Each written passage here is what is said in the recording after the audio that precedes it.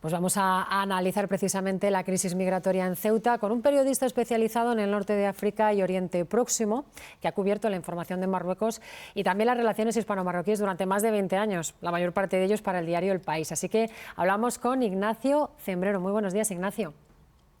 Hola, muy buenos días. Bueno, la primera pregunta, ¿cuál es la situación de Ceuta a día de hoy? ¿Se puede dar por terminada la crisis? Para nada, porque es verdad que decenas de miles de inmigrantes que habían entrado en Ceuta han vuelto a Marruecos, pero dentro de la ciudad, especialmente en casas de que ahí sí que entran las mafias, en casas que las mafias les proporcionan, hacinados en algunos hangares, en alguna zona boscosa, a las puertas del CETI, el Centro de Acogida de Inmigrantes, siguen habiendo varios miles. No me atrevería a dar ninguna estimación. Es verdad que la mayoría han vuelto a Marruecos, pero hay bolsas importantes de inmigrantes dentro de la ciudad de Ceuta. Hay adultos y hay menores de edad. Ignacio, ahora estamos con el tema de las hipótesis, ¿no? Unos dicen, bueno, esto ha sido Marruecos que ha pisado el acelerador. Otros han dicho, bueno, se ha visto sobrepasado y ha mirado para el otro lado. Está el tema de la reunión del presidente del Gobierno, la visita oficial a Argelia. Están las dudas sobre la implicación de Trump. Están las dudas sobre la ley de nacionalidad saharaui. ¿Tú cómo lo ves? ¿Cuál es la hipótesis que consideras más certera a la hora de entender por qué ha pasado esto y por qué ha pasado ahora y en esta magnitud? Bueno, te ha faltado una hipótesis, está también el aviso previo al Partido Popular y a Núñez Feijóo para que en el caso de que el año próximo gane las elecciones legislativas, pues sepa a qué atenerse con Marruecos y no modifique la política de Pedro Sánchez. Pero perdón, Ignacio, o sea, ¿tú ves que igual el elemento principal puede ser, como intuyo que hay un ciclo político, os voy a dejar claro lo que pasa, como lo que puede pasar, como digamos, como no nos sigamos llevando bien, algo así? Hay muchas hipótesis, yo no apuesto por ninguna. Ya me gustaría tener las ideas más claras y poder responder con más claridad a lo que me acabáis de preguntar, pero no lo puedo hacer. Hay hipótesis que yo descarto, como la hipótesis argelina, la visita del presidente del gobierno o la ley para otorgar la nacionalidad a los saharauis. Hay otras que, digamos, me llaman la atención, pero tampoco apuesto por ninguna. No tenemos suficiente información, por lo menos yo no la tengo y creo que en España no la tenemos. Yo hablo con muchas fuentes, con los cuerpos y fuerzas de seguridad del Estado, etcétera. Yo creo que a día de hoy no tenemos exactamente claro por qué ha pasado esto. Ahora, sí podemos remitirnos a los hechos. Observamos que hay un flujo creciente de inmigrantes, sobre todo a nado en los primeros días, que llega a Ceuta, y el pasado miércoles, a primera hora de la tarde, las fuerzas de seguridad marroquí desplegadas en el perímetro fronterizo dejan de hacer su trabajo, tiran la toalla y dejan entrar a todos aquellos que quieren. Y ahí se corre el rumor, o la noticia, mejor dicho, por toda la provincia de Tetuán, por toda la provincia de Tánger. Ignacio, tenemos que interrumpirte en este punto porque nos vamos en directo a Ceuta, porque a esta hora comparece en rueda de prensa el delegado del Gobierno de la ciudad autónoma que va a dar los últimos datos de la crisis migratoria. Nos vamos en directo hasta allí. Y ahora seguimos hablando de este asunto. Sin descanso, intentando gestionar y conseguir lo antes posible volver a la normalidad. Hoy quería comparecer para explicar en qué hemos trabajado, qué medidas se están tomando y cómo vamos a seguir enfrentando esta situación. Como todos ustedes saben, teníamos convocado una comparecencia para el jueves 30, pero la situación cambió radicalmente esa misma mañana. Vivimos momentos de incertidumbre y desde entonces no hemos hecho otra cosa que trabajar 24 horas al día.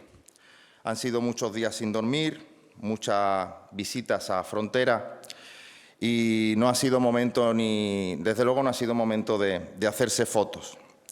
Una vez ya tuvimos la visita del presidente del Gobierno y ayer del ministro del Interior y como no podría ser de otra manera, desde esta delegación del Gobierno pues seguimos afrontando la situación y la comunicación. El lunes 27 nos pronunciamos a través de un comunicado que todos también ustedes saben, hablando de la necesidad de implementar de lo que era hasta el jueves una situación migratoria muy compleja. Las entradas crecían por mar y necesitábamos más recursos para atender a esas personas que llegaban y también para aumentar la seguridad ciudadana. Y se tomaron medidas que ahora explicaré. Quiero también explicar también lo que ocurrió. Aquí se ha especulado mucho. Saben ustedes que el día 8 de julio tuvimos una sentencia del Supremo que prohibía el rechazo en frontera de las personas que entraban irregularmente por mar, puesto que se interpreta que había que sortear de alguna manera un elemento de contención y no lo había en el mar. Bueno, ya contamos con ese elemento, les digo, desde el pasado 8 de julio. Estamos hablando de unas boyas de 500 metros de longitud, unas boyas fondeadas que ha aportado la Armada y también alguno puede decir que, y entiendo porque la pregunta es perfectamente lógica, que esto ¿por qué no se hizo antes? Bueno, no se hizo antes porque había que aclarar por parte de las autoridades judiciales qué es lo que se podía poner, lo que el Ministerio del Interior podía poner en esa zona que cumpliera con la normativa vigente. Eso ya se ha producido y por eso ya contamos con esas boyas, esos elementos que permitirán seguir realizando, como antes de la sentencia, los rechazos en frontera. Pero, como digo, todo eso dejó de tener sentido el jueves. Estábamos hablando hasta ese momento de esas crisis migratorias que estábamos afrontando y para la que se estaban tomando medidas. Las medidas que se tomaron durante esos días y que precisamente ese mismo jueves íbamos a anunciar era el aumento del servicio marítimo de la Guardia Civil en 9 personas, la mejora de los recursos también del servicio marítimo con la presencia de la embarcación Río Sil de la Guardia Civil, reorganización de efectivos de la Policía Nacional para poder destinar a seguridad ciudadana a una unidad de más de 30 agentes de la UIP, aumento también de los efectivos de la Brigada de Extranjería y Frontera para poder asumir toda la documentación, todo lo que se llama técnicamente el triaje, ¿no?, de las personas que iban entrando. Y también se empezó a organizar lo que va a ser un CATE próximamente, que es un espacio, es una nueva figura que se afronta con la puesta en funcionamiento del Plan Europeo de Migración y Asilo, que consiste en un lugar donde la Policía Nacional pueda tener a las personas migrantes para realizar el triaje antes de que sean puestos a disposición, antes de que puedan entrar al CETI, ¿no? Todas esas fueron las medidas que se pusieron en marcha para gestionar la extraordinariamente compleja situación migratoria que teníamos hasta hace bien poco. Pero toda esta situación, también la sentencia, dejó de tener sentido y no tenía absolutamente nada que ver con lo que empezó el jueves por la mañana. Lo que ocurrió ese día, ya lo hemos dicho aquí, lo dijimos ayer, fue una clara violación de nuestra integridad territorial y, por lo tanto, se activaron en el primer minuto, desde esta delegación, todos los recursos del Estado para enfrentarla. En ese primer momento se trasladó al Ministerio, a ministerios pertinentes, sobre todo, como ustedes comprenderán, al Interior, del Ministerio del Interior y a Presidencia, y se tomaron medidas ese mismo día. Ese mismo jueves, llegaron unidades de la UIP, 3 desde Sevilla, también se sumaron de la UIP Central y de Málaga, hasta alcanzar 225 efectivos desplegados en tareas de seguridad ciudadana. También 60 efectivos de la Guardia Civil de la Agrupación de Reserva y Seguridad. Se aumentó la USECIC en 30 agentes más que se sumaban a los 33 que ya tenemos en la ciudad. 2 grupos de buceadores, que son 8 efectivos. También tenemos el Duque de Ahumada en la ciudad, ya lo habrán visto, que es la embarcación más importante y más grande que tiene la Guardia Civil, dotada... Este teléfono no sé qué está sonando. Dotada con 12 guardias civiles más. En los próximos días se va a seguir reforzando el servicio marítimo con 5 patrones de embarcación, mecánicos marineros y pilotos de drones. También el servicio aéreo de la Guardia Civil se ha reforzado con un helicóptero y podemos decir en términos generales que las fuerzas y cuerpos de seguridad del Estado hemos pasado de 696 agentes en la ciudad a 1.042, un aumento del 33,3%. También tenemos que contar que ese mismo jueves se activaron las Fuerzas Armadas, que han movilizado 2.000 efectivos. En teoría, durante estos días en Ceuta hemos tenido casi 3.000 agentes para volver a la normalidad y permanecerán el tiempo que sea necesario. No tengo los datos de policía local, pero como ustedes saben, también ha estado en la calle apoyando y realizando también un gran trabajo. Así que a estos 3.000 personas que estamos comentando hay que sumar los efectivos de la policía local. Estas son las medidas urgentes que se tomaron ese mismo jueves, desde el primer momento, para que Ceuta, para trabajar en esa vuelta a la normalidad. Y en eso seguimos trabajando, aunque soy consciente de que queda mucho camino por recorrer. Ya podemos decir que la ciudad ahora no tiene nada que ver con las primeras 24 horas. La respuesta no ha sido solamente en el ámbito de la seguridad, es también destacable el esfuerzo que ha realizado el sistema sanitario. El Ingesa ha seguido prestando asistencia con total normalidad dentro del dispositivo especial activado junto a esta delegación del Gobierno para atender el aumento de personas llegados desde Marruecos. Entre las 9 de la mañana del 30 de julio y las 9 de esta mañana se han realizado 1.149 asistencias sanitarias sin afectar la atención habitual que reciben los vecinos de nuestra ciudad. Quiero destacar que a las medidas del Estado se ha sumado la actitud de la gran mayoría de los ceutíes que han actuado con sensatez y responsabilidad. A partir de este momento, cuando la situación consigamos normalizarla, vamos a trabajar para implementar medidas de apoyo para lograr la recuperación lo antes posible. Estamos en un primer momento estudiando la posibilidad para lograr ayudas al comercio local y a los autónomos de Ceuta, que es un sector especialmente afectado en estos días de tensión. También vamos a apoyar a la ciudad autónoma, sobre todo en el área de menores, puesto que es una situación extremadamente compleja que la ciudad tiene que atender y el Estado va a apoyar desde todos los frentes.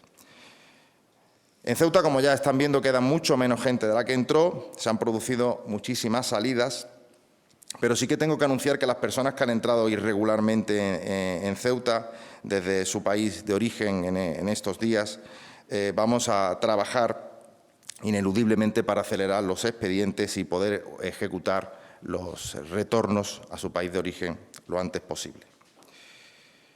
No puedo olvidarme del elevado número de fallecidos encontrados en nuestras costas. Hablamos de personas inocentes que han perdido la vida intentando acceder a nuestra ciudad. Quiero agradecer a todas las personas que están trabajando desde el primer momento sin descanso, con un absoluto compromiso y afán de servicio. En frontera, en estos días, me he encontrado a gente que llevaba 20 horas trabajando, lo que supone un esfuerzo muy importante. Quiero agradecer ese trabajo a Guardia Civil, Policía Nacional, Fuerzas Armadas, Policía Local, Bomberos, Instituto de Medicina Legal, Ingesa, Cruz Roja, trabajadores y director del CETI, vigilantes de seguridad privada, Policía Portuaria, Servilince, 112, voluntarios de Protección Civil, Luna Blanca, Banco de Alimentos, medios de comunicación, empresas y comerciantes y, por supuesto, a la ciudadanía de Ceuta, que la mayoría ha vuelto a demostrar su civismo, madurez y sentido de la convivencia.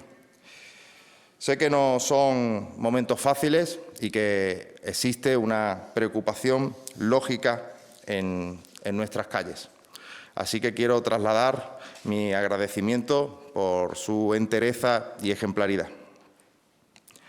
Ayer vimos también cómo grupos de extrema derecha visitaron nuestra ciudad con el único objetivo de aprovecharse de nuestras dificultades para sembrar odio, división y miedo.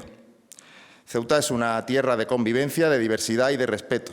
No necesitamos lecciones de los que solo pretenden sacar rédito político de la preocupación de nuestros barrios. Voy a seguir centrado en gestionar esta situación, en trabajar para sacar adelante esta difícil y compleja situación. Esa es mi única preocupación. Estoy convencido de que lo vamos a conseguir y de que poco a poco vamos a recuperar la normalidad. y nuestra ciudad va a seguir siendo un lugar de unidad, convivencia, civismo y respeto. Muchas gracias.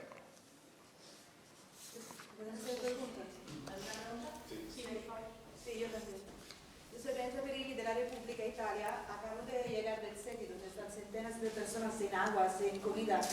¿Cómo eso es posible?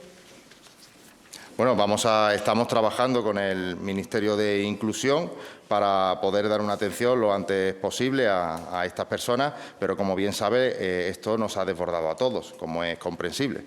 Los recursos que tenemos los estamos gestionando y vamos a intentar ampliarlos para poder atender las necesidades básicas de estas personas. Pero tampoco el agua. Bueno, no, yo la noticia que tengo es que sí se está dando agua, se está activando a Cruz Roja y en eso es lo que estamos trabajando y vamos a seguir. Sí, yo sé que es complicado el tema de las cifras, pero volvemos a insistir porque es una preocupación que está en la calle. ¿Se tiene constancia de cuántas personas quedan todavía por salir de Ceuta? Bueno, como tú bien has dicho, es complicado el tema de la cifra, muy complicado porque puedo dar aquí una aproximada y me puedo equivocar. Hay personas que están dando, cuando digo personas me refiero a los fuerzas y cuerpos de seguridad del Estado, que están dando algunas cifras, pero las daremos cuando las tengamos definitivas, las cifras del Ministerio del Interior. Ahora mismo lo que sí estamos comprobando es que hay muchas menos personas de las que había en días posteriores y en esto se sigue avanzando.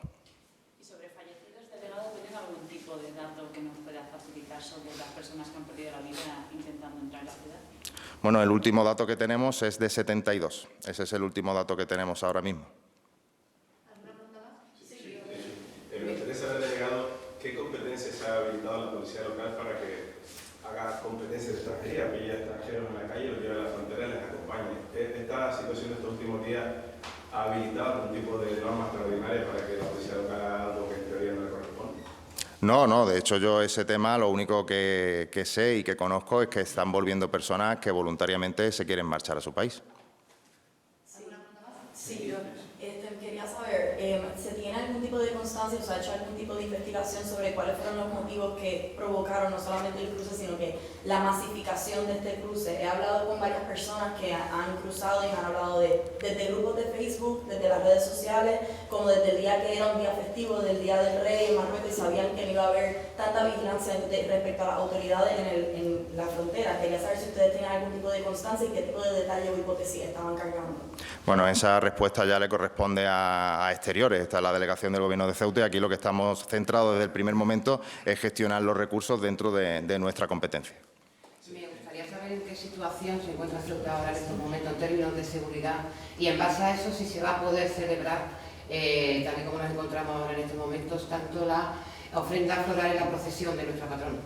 Bueno, Ceuta ahora mismo, como digo, seguimos trabajando para recuperar la normalidad lo antes posible. La situación ha mejorado bastante. Tenemos 3.000 personas en nuestras calles trabajando por nuestra seguridad. Voy a tener una reunión esta tarde para abordar el tema de la procesión y de la ofrenda floral. He hablado ya con el jefe superior de la policía, que es quien tiene competencia de seguridad ciudadana. También he hablado con el jefe de la comandancia de la Guardia Civil y, en principio, a la espera de detalles y de tener esta conversación, no ven problemas en que esto se pueda celebrar. Sí, perdón. Usted, como representante del Gobierno en Ceuta, ¿puede garantizar que esto que ocurrió en 2021 y 2026 no vuelva a producirse? Mire, aparte de representante del Gobierno de Ceuta, soy ceutí y soy perfectamente consciente de esa inquietud, de ese temor que tenemos todos. Yo también, yo lo comparto. Es algo que hemos vivido una situación muy difícil y, evidentemente, lo que me dicen es que se trabaja para que no vuelva a ocurrir, pero soy consciente, perfectamente consciente de esa inquietud que tenemos los ceutíes. Usted ha dicho al comienzo que desde el lunes se estaba empezando a mover en la frontera personas que ya estaban accediendo, por tanto estábamos hablando hasta el jueves por la mañana, aproximadamente unas 2.000. ¿Cómo casa eso cuando ayer el ministro del Interior dice que no tenían información de lo que estaba ocurriendo? No, vamos a ver. Es que hay dos cosas diferentes. Una cosa es, he explicado la cronología, lo que está ocurriendo hasta el jueves, que es una crisis migratoria Lo que había era, habíamos alcanzado entre las personas que estaban dentro del CETI y las personas que estaban fuera, estábamos hablando de 1000 y algo, ese era el número que teníamos hasta el día del miércoles, del lunes al miércoles, estamos hablando de una situación migratoria y como tal se estaba atendiendo. Lo que ocurre el jueves por la mañana, todo el mundo empieza a tener información cuando ocurre, antes de que ocurra nadie tenía información. Empieza a ocurrir que, como todos vimos, miles de personas empiezan a entrar a pie por la frontera. Esa situación no tiene nada que ver con la anterior. Eso es lo que empieza a ocurrir el jueves por la mañana, eso es lo que se comunica en el minuto 1 y desde entonces pues los distintos ministerios se pusieron a trabajar para tener los máximos recursos posibles ese mismo día. ¿Pero usted considera creíble realmente que los servicios de información españoles no vienen venir a tal contingente de personas que no se mueven así por la buena, que fueron horas y horas y horas? Pues desde mi ámbito de competencia, que no es mucho con respecto a esos servicios, le puedo asegurar que es así. O sea, no tuvimos, aquí por lo menos en esta delegación, no tuvimos ningún tipo de información hasta que empezamos a ver esas personas a entrar por la frontera de esa manera. Última pregunta. Menores, hablan de 7.000 menores, han vuelto todos a Marruecos, se ha seguido el protocolo de devolución, ¿cuántos se han afiliado ya aquí? Bueno, esas cifras todavía no las tenemos, es todavía demasiado pronto. Es un tema que, como saben, la atención de los menores es competencia de la ciudad autónoma y estamos trabajando con ellos para poder ofrecer todo el apoyo que pueda proporcionar el Estado. Gracias. Venga, muchas gracias. Son las palabras del delegado del Gobierno en Ceuta. Dice que desde el lunes se tomaron medidas porque detectaron un repunte de llegadas, pero que esas medidas se iban a anunciar precisamente el jueves, cuando ocurrió esa llegada masiva del que aseguran no tuvieron información previa. Medidas, ha explicado, como un aumento del servicio marítimo, de la Guardia Civil, también embarcaciones, reorganización de efectivos de la Policía Nacional, etc. Dice que las fuerzas de seguridad entonces pasaron de 696 agentes a 1.042, también más de 2.000 efectivos del Ejército que van a permanecer en Ceuta el tiempo necesario hasta que se llegue a esa plena normalidad. Y dicen también que se ha producido una violación de la integridad territorial. Bueno, pues vamos a volver a conectar, siguiendo esta comparecencia, me da la sensación de que ha estado también nuestro invitado Ignacio Cembrero, el periodista del diario El País, el experto también en este asunto. Ignacio, quería preguntarte por este asunto. Estábamos hablando un poco de las causas, también han explicado que no conocen las causas. Estábamos elucubrando cuáles podrían ser las causas. No sé qué te parece esta comparecencia que hemos tenido ahora, pero también me gustaría preguntarte por la respuesta de Marruecos, por ese silencio que no ha dicho nada a pesar de esta violación de integridad territorial que está anunciando España. Dice que considera que se ha producido esa violación, Marruecos no dice nada y eso además pues contrasta mucho con lo que ocurrió en 2021. Ahí Marruecos habló mucho, ¿no? ¿Qué nos dice todo esto?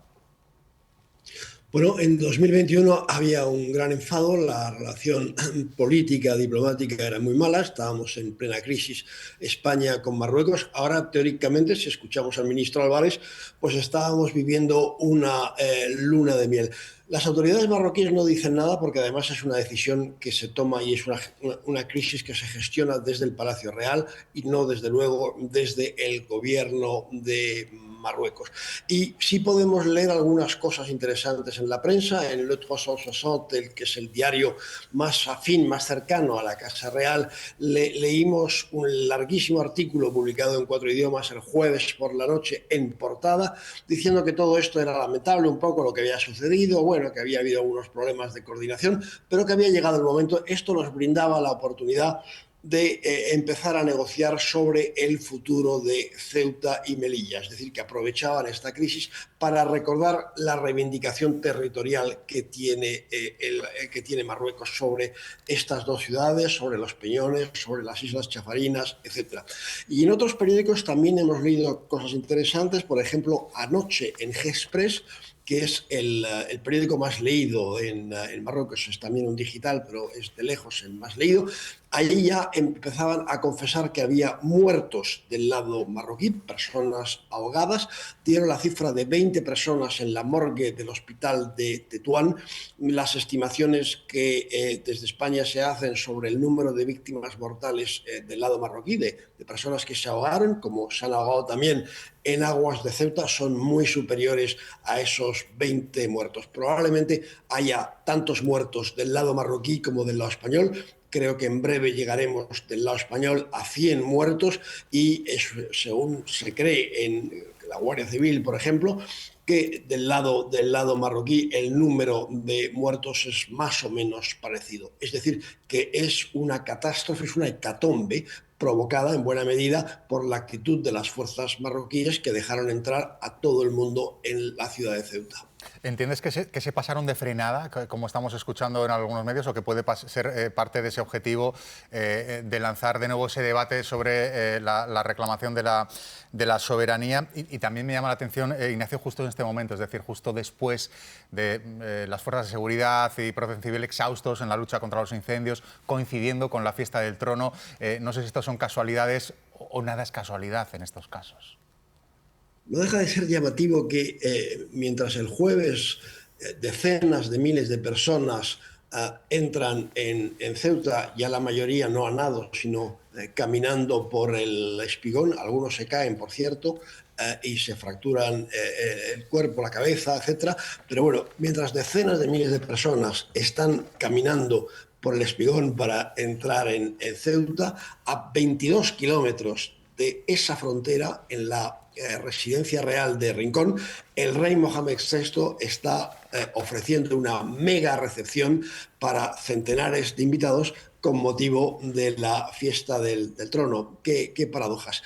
Yo, repito, no me atrevo a apostar claramente por ninguna de las hipótesis que se barajan sobre las intenciones marroquíes. Nos falta todavía datos. Está claro que Marruecos ha vuelto a demostrar que en cuestión de minutos o de horas, como mucho, es capaz de adueñarse sin disparar un tiro de la ciudad de Ceuta. Ya lo demostró prácticamente en 2021, y está claro que el miércoles, a partir de la primera hora de la tarde, las fuerzas marroquíes, que tampoco se habían esmerado mucho en contener el flujo migratorio, dejan de actuar, tiran la toalla. Y si lo hacen, evidentemente, es porque reciben órdenes. Esto no lo hacen motu propio.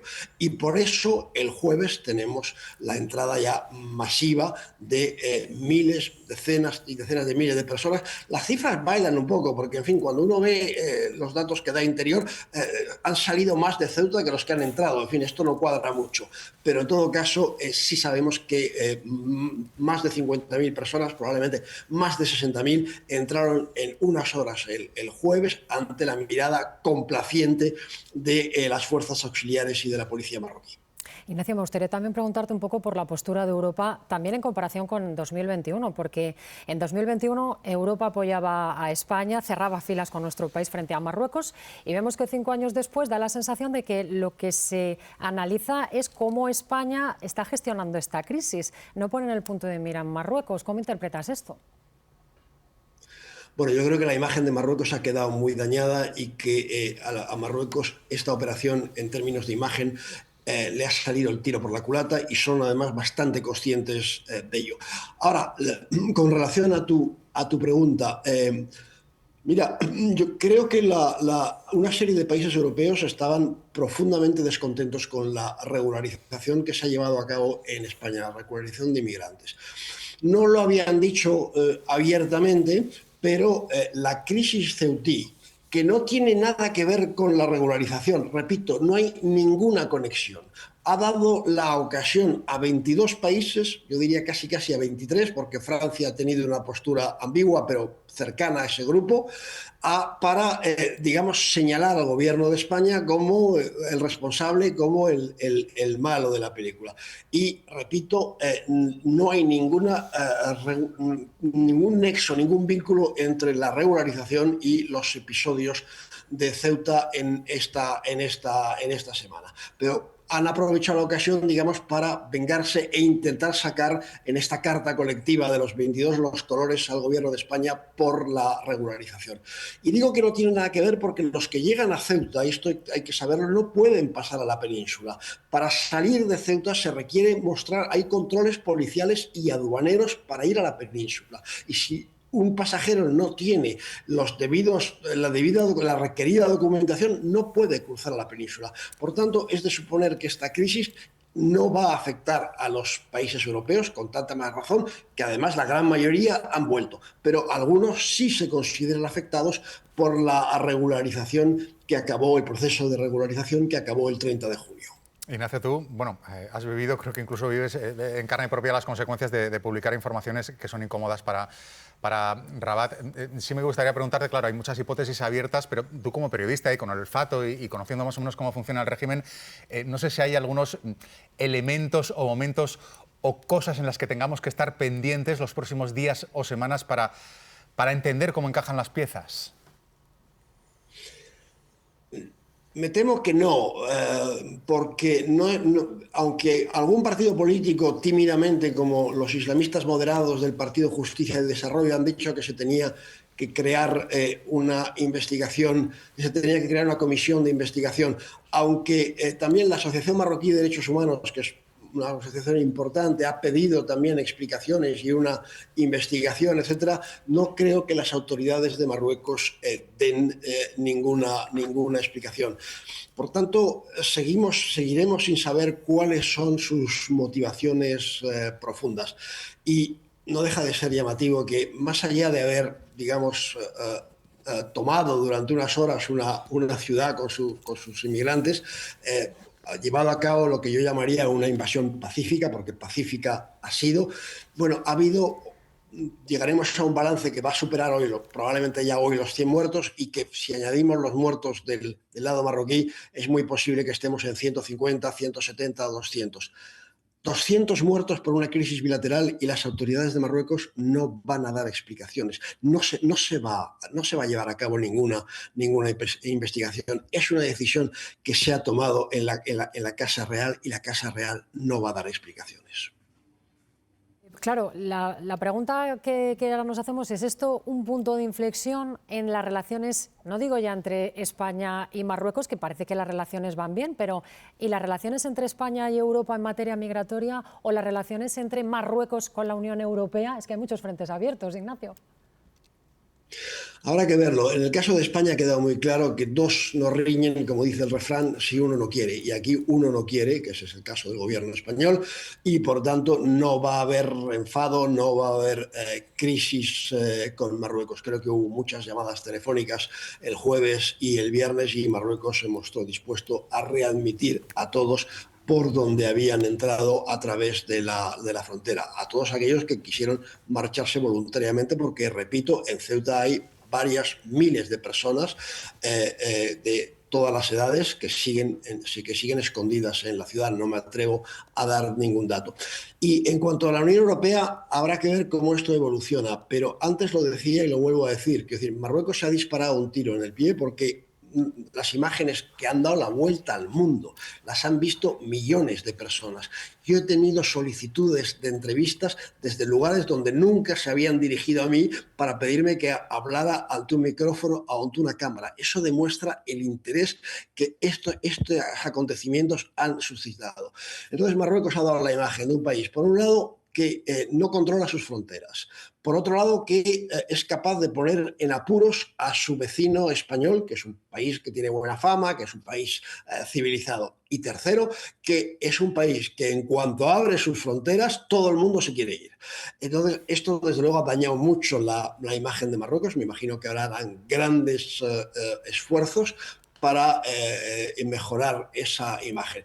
En un momento, además, en que en Europa hay un temor, yo creo que excesivo a la inmigración, en que se sataniza a los inmigrantes, esto es, yo creo que perjudicial para Marruecos y también, no hay que olvidarlo, perjudicial para la inmigración marroquí en Europa, que es numerosa en Francia, en Italia, en España, en Bélgica y en los Países Bajos. Ignacio Cembrero, muchísimas gracias por habernos acompañado, por habernos dado tantas pistas para entender, bueno, para lo que decía, ¿no? Intentar encajar las piezas del puzzle, que es complicadísimo también a nivel geoestratégico y a nivel social. Aún no lo hemos encajado, pero seguiremos intentándolo. Gracias a vosotros. Gracias a ti.